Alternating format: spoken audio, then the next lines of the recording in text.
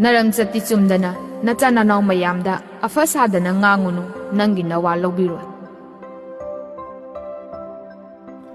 Nongmagi manungda pungkhaya matang tumin na phamu khalo ngasi aina aigi tawgadabay thawloy salabra ngasi aina kanagi mateng pangkhre hayeng aina tawgadaba karino nongmagi manungda pungkhaya matang tumin na phamu khalo ngasi aina kari phataba tawkre ngasi aina tawkhiba thabaktu phatte matung manaw tawba yadre waganu kapkanu hanthaganu nangondagi tonbasu mayam ama leiri Hinglinge matamda imarol ngangduna punsi hingba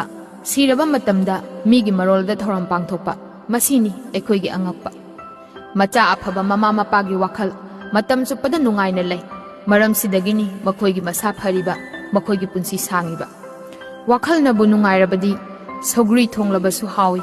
wakhal nabu nungaitrabadi nga thonglabasu hawti thabakki mama mapadi wakhalni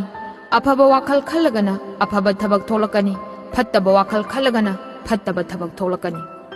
Nangna faragana nang aduma phajare nangna phasadragana nang aduma phajadre sidabu kari mu hainingai bu leiribagene